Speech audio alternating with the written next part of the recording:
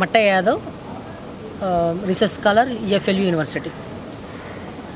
ఇఫ్లు English and foreign language యూనివర్సిటీలో సుమారు 50 దేశాల విద్యార్థులు అండ్ 28 రాష్ట్రాల విద్యార్థులు, కేంద్రపాలిత ప్రాంత విద్యార్థులు ఇక్కడ డిగ్రీల కోసం, రీసెర్చ్ ప్రోగ్రామ్స్ కోసం వచ్చి వాళ్ళకి మంచి చక్కటి అవగాహన ఉంది. తెలంగాణ అంటే ఏంది, తెలంగాణ పోరాటంలో నిజాయితీ ఉంది, తెలంగాణ పోరాటంలో ఒక స్పష్టత ఉంది, తెలంగాణ స్ట్రాంగ్లీ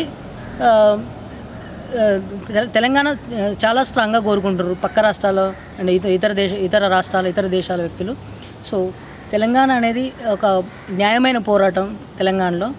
ఇక్కడ ఇతర రాష్ట్రాల విద్యార్థులకి, ఇతర దేశ వ్యక్తులకు కూడా తెలంగాణ ఒక ఇంటెన్సిటీ అనేది తెలిసింది. కానీ మన రాజకీయ నాయకులకి కనీసం అట్లీస్ట్ వాళ్ళు తెలంగాణ మీద పూర్తి అవగాహన, అన్ని రాజకీయ పార్టీలకు పూర్తి అవగాహన లేదు.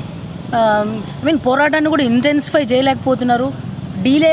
టాక్టిక్స్ ప్రకారం, కాంగ్రెస్ డీలే టాక్టిక్స్ ప్రకారం వాళ్ళు ఫాలో అవుతున్నారు. కానీ తెలంగాణ త్వరగా సాధించుకోవాలి, ఇంకా తొందరగా అచీవ్ చేసుకోవాలనే ఒక పోరాట పటిమని కనపరచలేకపోతున్నారు. అండ్ ఏకతాటిపై అన్ని రాజకీయ పక్షాలు ఏకతాటిపై నిలబడలేకపోతున్నారు.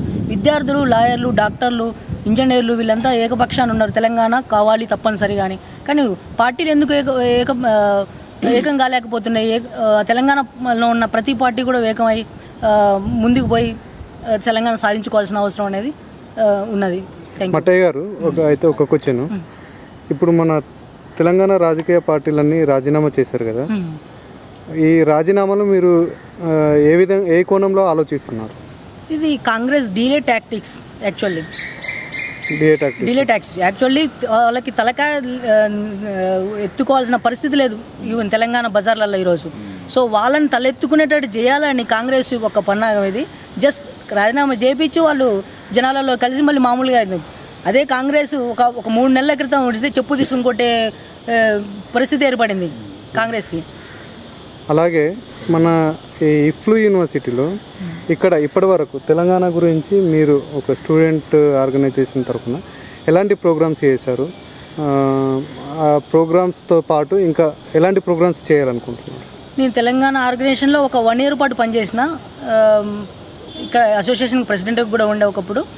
సో అప్పుడు నేను ప్రతి ఈవెంట్కి నేను ముందు ఉండేవాడిని, ప్రతి అంశంలో నేను ముందుండి నడిపేవాడిని. సో చాలా పోయిన సంవత్సరం ఉద్యమానికి ఈ సంవత్సరం ఉద్యమానికి చాలా డిఫరెన్సెస్ ఉంది. ఎందుకంటే పోయిన సంవత్సరం ఉద్యమం ఉవ్వెత్తున ఎగిసిపడింది, ఇప్పుడు ఈ సంవత్సరం చాలా చప్పగా ఉంది అనిపిస్తుంది. ఎందుకంటే ఈ కాంగ్రెస్ డీలే టాక్టిక్స్ ప్రకారం రాజీనామా చేసిర్రు ఇంకొస్తుంది అనే మభ్యపెడుతున్న పరిస్థితి ఏర్పడింది. ఇప్పుడు తెలంగాణ రావాలంటే మీ ఆలోచన ప్రకారం, మీ కోణం ప్రకారం ఏ విధమైన యాక్టివిటీస్ చేస్తే తక్షణమే రాజీనామాలని యాక్సెప్ట్ చేసుకోవాలి కాంగ్రెస్ వాళ్ళు కానీ వేరే పార్టీ వాళ్ళు, అందరి పార్టీ వాళ్ళు తక్షణమే రాజీనామాలు యాక్సెప్ట్ చేస్తారు. రాజ్యాంగ అనిశ్చితి ఏర్పడాలి. ఇక్కడ రాజ్యాంగ అనిశ్చితి ఏర్పడితే once the government is dissolved, ఆ రాష్ట్రపతి పాలన వస్తే అప్పుడు తెలంగాణ యొక్క ఉధృతి, ఆకాంక్ష, ఇంటెన్సిటీ అనేది క్లియర్గా తెలుస్తుంది సెంట్రల్ గవర్నమెంట్కి. తద్వారా తెలంగాణ సాధించుకోవచ్చు అని అనుకుంటున్నాను. ఓకే మట్టయ్య గారు, ఇంకో క్వశ్చన్. అయితే ఇప్పుడు ఈ తెలంగాణ రాజీనామాలు ఆమోదించకపోతే నెక్స్ట్ ఏ కార్యాచరణ చేస్తే తెలంగాణ వస్తుందని మీ ఉద్దేశం? ఎంప్లాయీస్ కానీ విద్యార్థులు కానీ ఒక అకాడమిక్ ఇయర్ పణంగా పెట్టైనా సరే, నేను అట్లా చెప్పకూడదు. యాక్చువల్లీ విద్యార్థుల భవిష్యత్తు చాలా ఇంపార్టెంట్.